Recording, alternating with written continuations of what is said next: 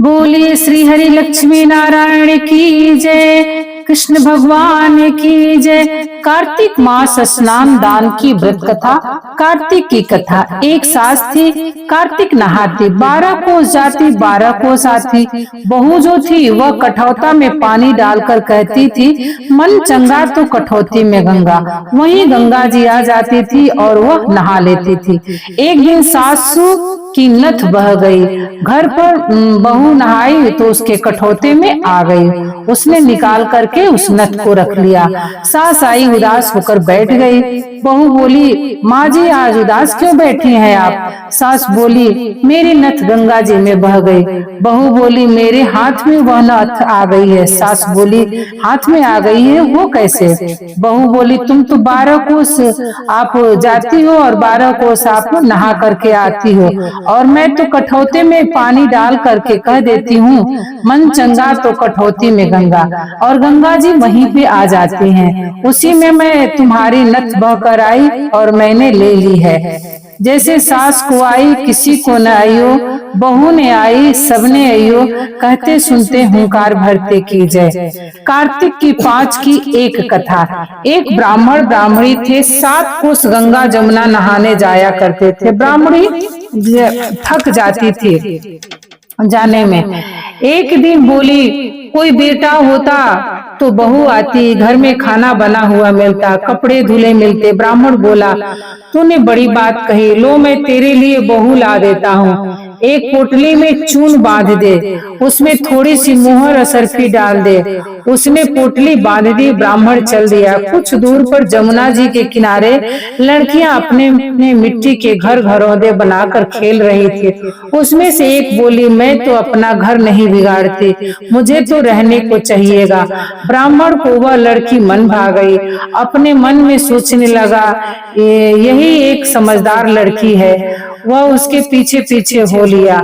जब वह घर पहुंची तो बोला, बेटी मैं भूखा हूँ, अपनी माँ से पूछ ले, मेरी 4 रोटी बना देगी क्या?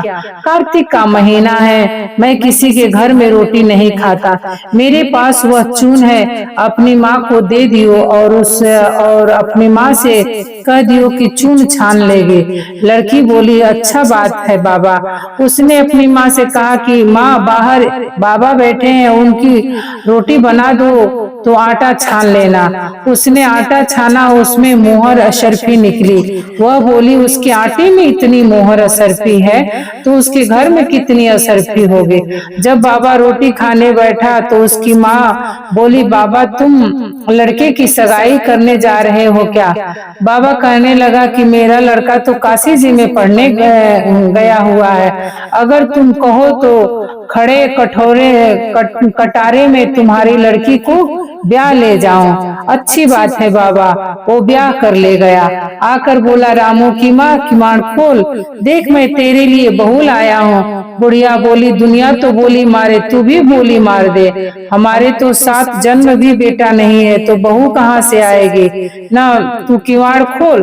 और उसने किवाड़ खोला, देखा तो सामने बहू खड़ी है। सास आदर सत्कार से बहू को अंदर ले गई।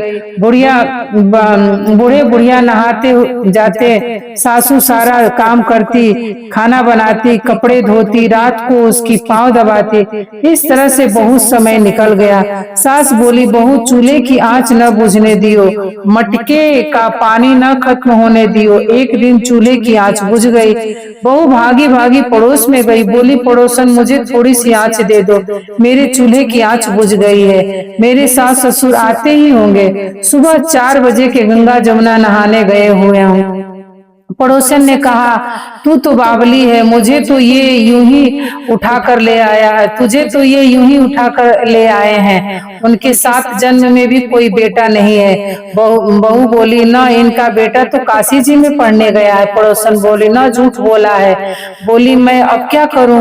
उसने कहा, जली फूकी रोटी कर दे, आलोनी दाल कर दे, खीर की कड़छी में डाल दे, दाल की कड़छी खीर में कर दे। उसने पड़ोसन की सीख लग गई। उसने ऐसा ही किया। सास ससुर आए, आज न तो आदर सत्कार किया और न ही उसने कपड़े लिए, खाना लगा दिया। और सासू बोली, बहू ने क्या, ये तो जली फूकी रोटी है, अलोनी दाल है, खा लो सासू जी, तुम एक दिन खा लोगी तो कुछ न होगा, मुझे तो जीवन भर अलोनी रहना है। सासू बोली, बहू को तो पड़ोस की सीख लग गई है, बहू रात को तो सो गई, सुबह भागी भागी पड़ोस में गई, बोली अब क्या करूं?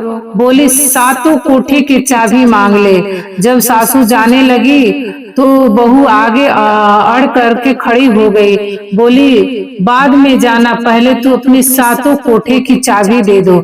ससुर बोला चाबी दे दो, आज भी इसका कल भी इसका, हमारा क्या है, आज मेरे कल दूसरा दिन। पीछे से बहू ने कोठे खोल के देखा कि किसी में अन्न, किसी में धन, किसी में बर्तन, किसी में कपड़े के अट्टू भंडार पड़े हैं। सातवां कोठा खोल कर देखा, उसमें गणेश, लक्ष्मी, पीपल, पथवारी, कार्तिक के ठाकुर, राई, दामोदर, तुलसी जी का बिड़ला, 36 करोड़ देवी देवता विराजमान है। गंगा जमुना बह रही है, तिलक छापे लगाए चौकी पर बैठा एक लड़का माला जप रहा है। बोली तू कौन है? मैं तेरा पति हूँ, किवाड़ बंद कर दे, मेरे माँ बाप आएंगे तब जब खोलियो। अब तो बहू खुश हुई, 36 प्रकार के भोजन बनाए, 16 श्रृंगार किया, रांची माची डोले। सास ससुर आए, बड़े प्यार से उनसे बातें की, उनके कपड़े धोए, खाना खिलाया। बूढ़ा बोला, बहू तो धन देख के राजी हो गई।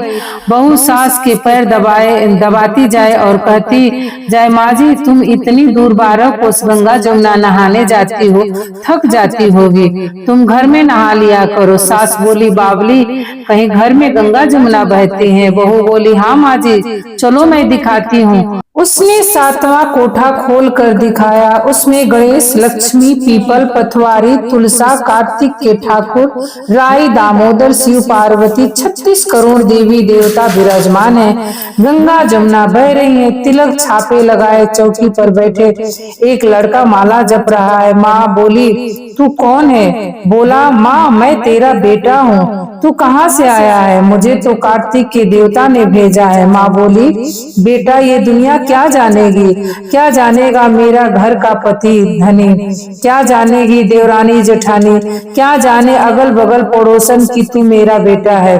उसने पंडित से पूछा तो वह बोला, परली पार में बहू बेटे खड़े हो, इस पार बुढ़िया खड़ी हो, चाम की अंगिया पहने हो, छाती में से दूध की धार निकले, बेटे की दाढ़ी मूछ भींगे, पवन ने गठजोड़ बंधे तो सब जाने ये बुढ़िया का बेटा है। उसने ऐसा ही किया, चाम की अंगिया फट गई, छाती में से दूध की धार निकली, बेटे की दाढ़ी मूछ भींग गई, पवन पानी से बहू बेटे का गठजोड़ बंध गया।